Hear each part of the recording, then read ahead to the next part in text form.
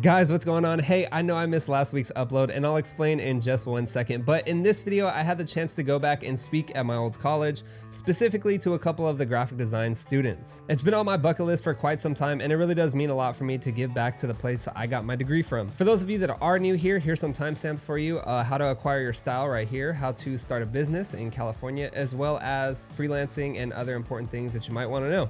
I should have the chapters at the bottom of the video here too for you to just kind of scroll through as well. My name is Alfred Amaro and welcome to the Wade Gretzky Show. I'm a full-time real estate videographer out here in San Diego, California. And I don't usually post webinars like this, but this was just kind of a one-off thing that I had done with my school. So I thought, why not show you guys and maybe you could take away something from it as well. If you're not already, definitely scroll down and consider subscribing. I'd really appreciate it. We're trying to get to 10,000 subs around here and every single one of you counts. Other things that are going on with the channel is that I took last week off, like I had said before, and it was really just so I could spend time with my good friend Aaron. He was visiting from the Air Force and I wanted to make sure that I was allocating a bunch of my time with him because it was his birthday. But I am back, and as you can tell, I'm feeling super energized. With that being said, I love each and every one of you guys and I will see you guys next week. Peace.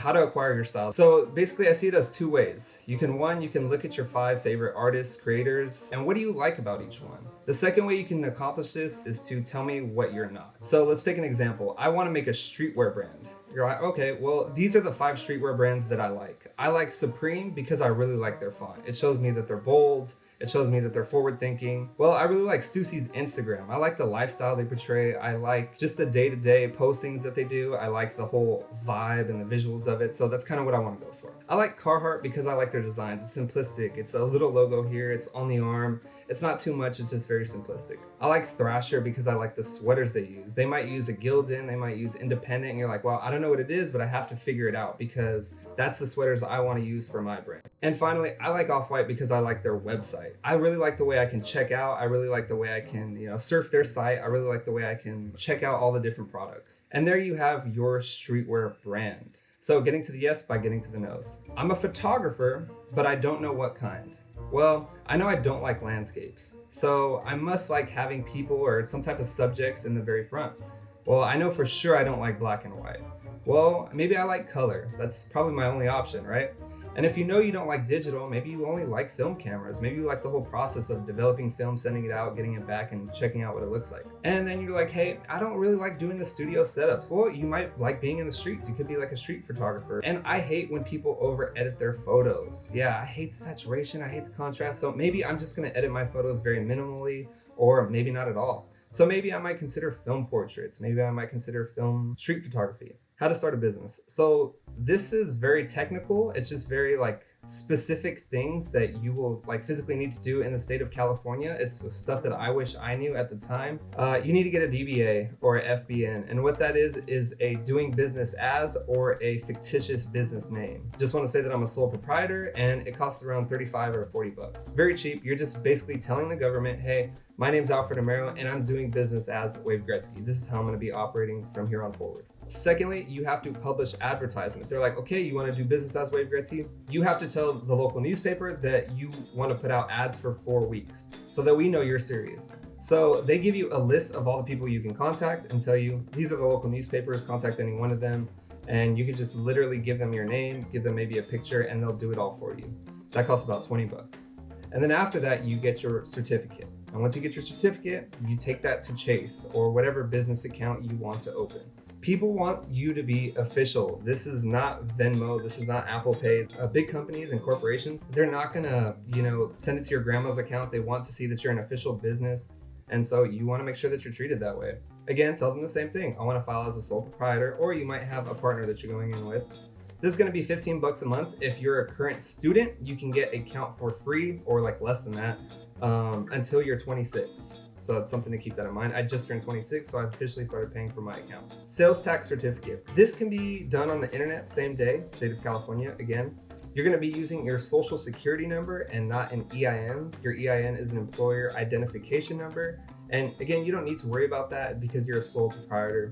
You're just using your social security number. You want to know maybe if you need one? Well, if you were to buy your item at a store, would they charge tax? Then yeah, if you're selling merch, yeah, you probably need one. If you're selling anything physical or tangible, yeah, definitely. This is easy, it integrates with your online store. I use TaxJar. I don't even have to think about it. It just takes the money out automatically. And last but not least, this is pretty optional. QuickBooks is very vital to my business.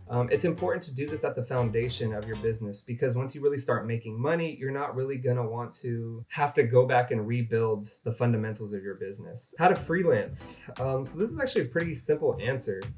Photo time slots on IG stories. You'd be so surprised how supportive your friends and your family are on Instagram and Facebook and all these other social medias. But you literally just have to say, hey guys, next week I'm available on Monday, Tuesday, Wednesday. Here are the time slots I have. If you guys want to take some photos, if you guys need your logo done, if you guys need any kind of web help, I'm here to help you guys. People will jump on it. You'd be super surprised. Walk into your local businesses, network in person. Walking into a business is way more beneficial than you sending out 100 cold emails to 100 businesses, because they have no idea who you are. And even if you just drop off your business card and they're still not ready for services, they still might refer you to somebody else, because word of mouth is my greatest referral to this day. I promise you, it doesn't get any better than that. People that are always looking for work. Real estate agents, local restaurants. These are very small, not chain restaurants. These are like your little abuelitas that are cooking up in the kitchen. Go ask them if they need help with their menus. Barbers, small local businesses. I emphasize small, no chains.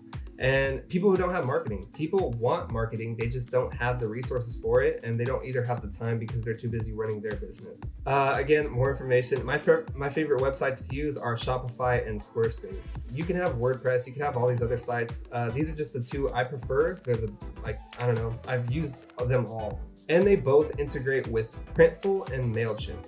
Say you want to make t-shirts, but you don't know how to screen print, you don't know any screen printers, and you don't have the money to put up $400 for 50 shirts. Well, you can use Printful or other kind of integrated apps that print on demand. And basically what that is you're sending them your design and you're putting it on your website. And when your friend orders it, you don't have to see the shirt, you don't have to see it being made, it sends it to them automatically. And basically you have lower profit margins, but the difference is you're not putting the upfront money to begin with. So if you're selling a t-shirt for $25 and it takes them $16 to make, you still make $9. And to me, that sounds pretty good to me, because you're still getting a new customer and you're getting your brand out there.